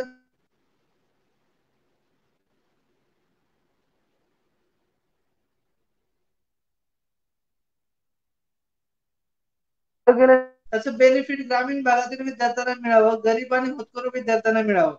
तर मी सांगायला हरकत नाही मला, मी द युनिक अकॅडमी जी आहे पुण्यामध्ये, महाराष्ट्रामध्ये नामवंत या अकॅडमीमध्ये गेली 11 वर्ष मार्गदर्शन करत होतो. माननीय मल्हार पाटील सरांच्या मार्गदर्शनाखाली सगळं केलं होतं. आणि आताही जे हे पुढे केलंय की सरांचाच एक वसा घेऊन मी पुढे जातोय. आणि मोठे सरांनी खूप चांगल्या पद्धतीची संधी उपयुक्त करून दिली. आज खूप छान पद्धतीने आम्ही मुलांपर्यंत पोहोचतोय, अभिमान वाटतो. या सर्वांनी माझ्यावरती दाखवलेला विश्वास पाहिला तर मला जगण्याचं सार्थक झाल्यासारखं वाटतं सर. खूप छान पद्धतीने हे पुढे जाते. आणि जो मगाचा राहिलेला विषय म्हणण्यापेक्षा थोडस मी अजून एकदा बोलेल. महिलांच्या बाबतीत ज्यावेळेस तुम्ही म्हणलं ते आपल्या महिला बाहेर जात नाही सर, या केंद्र शासनाच्या भरती प्रक्रियेच्या संदर्भात आपल्या एक्साईज परीक्षेमध्ये एक प्रश्न पण विचारला होता. आपलीच विद्यार्थीने त्याच्याबद्दलचा प्रश्न विचारला होता. प्रश्न असा होता की भारतामध्ये सीडीएस परीक्षेत, कमांड डिफेन्स सर्व्हिस परीक्षेमध्ये भारतात महिलांमध्ये मुलींमध्ये प्रथम आलेले विद्यार्थिनी जे आहे श्रुतीश्री खंडे, ही कोणत्या शहराची रहिवासी आहे, असा प्रश्न आपल्याला एक्साईजला विचारला होता सर. आणि ती पुण्याची आहे सर. आपल्या इथं तिने खूप उत्कृष्ट पद्धतीने मार्गदर्शन केलेले आहे. आज सीडीएस मध्ये मुलींमध्ये पहिलं येणं सर नॉलेज जॉब, 5 दिवस जो इंटरव्ह्यूचं सेशन चाललेलं असतं ते कशा पद्धतीने हँडल केलं जातं, अगदी पायाच्या नखापासून डोक्याच्या केसापर्यंत कशा पद्धतीने ऑब्झर्व केलं जातं. आणि या परीक्षेतून ती भारतामध्ये मुलींमध्ये पहिली येते. आणि या हडपसर मधील पुण्यातील सर्व विद्यार्थ्यांना एक मोफत सेशन आपण आयोजित केलेलं होतं. खूप सुंदर पद्धतीने मॅडमने मार्गदर्शन केलेलं आहे. असं मी म्हणेल की पालकांनी. आणि त्यावेळेस आताही मोहोळ तालुक्यातली एक विद्यार्थिनी नौदलमध्ये पहिली आलेली भारतामध्ये सर ती पण. म्हणजे अशा वेगवेगळ्या ठिकाणच्या ज्या विद्यार्थिनी आहेत सर, महाराष्ट्रामधून भारतामध्ये पहिले आलेले दिसत आहेत. मुलांची पण टक्केवारी सर वाढली पाहिजे. मुलांनी पण त्या दिशेने पाऊल टाकलं पाहिजे. तुम्ही जसं म्हणलं की मुलं जरा कमी दिसत आहेत, तर खरंच सर मुलं या ठिकाणी जाताना कमी पडतायत. पण मुली आज हळूहळू पुढे पाऊल टाकायला लागलेले आहेत. त्याचा सार्थ अभिमान वाटतो सर. नक्कीच सर. आणि मी सर्व इथे जे आता आपल्याला ऑनलाईन लाईव्ह पाहत आहेत किंवा नंतर युट्यूबवरती जेव्हा आपली लिंक प्रसारित होईल तेव्हा पाहतील, तर मी नक्कीच सर्वांना एक गोष्ट सांगेल की तिमिरातून त्याच्याकडे उपक्रमाच्या माध्यमातून तर सर्व सेवा निशुल्क पुरवल्या जातात. परंतु तिमिरातून त्याच्याकडे उपक्रमाच्या माध्यमातून जेव्हा चर्चासत्र असतं तेव्हा मानधन देऊन कोणी वक्ते बोलवले जात नाही. हे सर्व समाजकार्य करणारे आपल्या समाजातील एक घटक असतात, एक समाजसुधारक आहे. आणि नक्कीच आज या सरांनी आपल्याला जे पडळकर सरांनी जे आपलं मार्गदर्शन केलं, अतिशय उत्कृष्ट प्रकारे मार्गदर्शन केलंय. बघा मित्रांनो, लक्षात घ्या, मार्गदर्शन is not one day activity. हे पहिलं लक्षात घ्या. तुम्हाला प्रवाहात राहावं लागतं, त्या व्यक्तीच्या सान्निध्यात राहावं लागतं, त्या व्यक्तीपासून तुम्हाला मार्गदर्शन घेऊन नवीन नवीन गोष्टी शिकाव्या लागतात आणि स्वतः सुद्धा तुम्हाला संपादित करावे लागतात. तुम्हाला जसं एकलव्याने जसं अंगठा जसं हे दिलेला, गुरुदक्षिणा दिलेली, तर ते प्रत्येक शिक्षकाला एक गुरुदक्षिणा हीच अपेक्षित असते की तुमचं कुठे ना कुठे सिलेक्शन होऊन तुमचं भवितव्य उज्ज्वल व्हावं. तुमचं कुठे सिलेक्शन झालं तर तुम्ही आम्हाला डोनेशन देणार, हे देणार, अशी त्यांची अपेक्षा नसते. परंतु त्यांनी तुम्हाला जे ज्ञान प्रदान केलेलं असतं त्या ज्ञानाचं कुठेतरी चीज करून दाखवा की जेणेकरून तुम्ही तुमच्या आयुष्यामध्ये पुढे जाऊ शकता. आज पडळकर सरांनी उत्कृष्टरित्या आपलं जे मार्गदर्शन केलंय त्याच्यात तर आपल्या सर्व विद्यार्थ्यांना तर लाभ झालेलाच आहे. आणि ह्याची स्थायी स्वरूपात लिंक आपण युट्यूबवरती आपण त्याच्यावरती अपलोड करणार आहोत. आणि नक्कीच सर की हे जे मार्गदर्शन आज जे मिळालेलं आहे, म्हणजे बोलतात ना पूर्ण सर्वसमावेशक जे असं मार्गदर्शन होतं, जे राज्य शासनाच्या बाबतीत असेल किंवा केंद्र शासनाच्या बाबतीत असेल, मग ह्याच्यामध्ये जे मोटिवेशनलचा पण पार्ट होता, जनरल थिंग्सचा पण पार्ट होता, जनरल जे सामान्य अध्ययन वगैरे असा सगळा पार्ट होता. तर याचा नक्कीच उपक्रमाच्या माध्यमातून सर्व विद्यार्थ्यांना जर फायदा होणारच आहे. आणि भविष्यामध्ये तुमच्या संपर्कात विद्यार्थी जेव्हा तुमच्या संपर्कात येतील तेव्हा तुमचं एक्झॅक्टली काय काम आहे आणि कशा प्रकारे तुमचं जे वर्क चालतं त्याचा तर नक्कीच यांना फायदा होऊ शकतो. आणि मी नक्कीच आवाहन करेल की जास्तीत जास्त लोकांनी पडळकर सरांच्या संपर्कात यावं. जे आपल्या काही शंका असतील वगैरे त्यांचं निरसन करून किंवा त्यांच्या जर कोणी इच्छुक असतील तर त्यांच्या इन्स्टिट्यूटला एखादी भेट देऊन त्यांच्याशी व्यक्तिगत संवाद साधावा. आणि यांचा नंबर तुम्ही याच्या डिस्क्रिप्शन मध्ये मेन्शन केलेला आहे, तर त्याचा लाभ घेऊ शकता. आणि खरोखर मी आपले सर आभार मानतो की एवढ्या कमी कालावधीत मीन्स मी सर्वांना ओपनली सांगतो की 5 ते 10 मिनिटाच्या कन्व्हर्सेशन मध्ये पडाकर सरने लगेच सांगितलं की सेशन कधी ठेवा, उद्या ठेवला तरी चालेल. तरी पण मी हे करता करता रविवारती सेशन ढकलला तो, कारण थोडा वेळ लागतो त्या सर्व गोष्टीसाठी, जनजागृती होणे सुद्धा आवश्यक असते. तर पडाकर सरांनी चांगल्या प्रकारे आपल्याला इथे प्रतिसाद दिला. मी त्यांचे इथे मनपूर्वक आभार मानतो.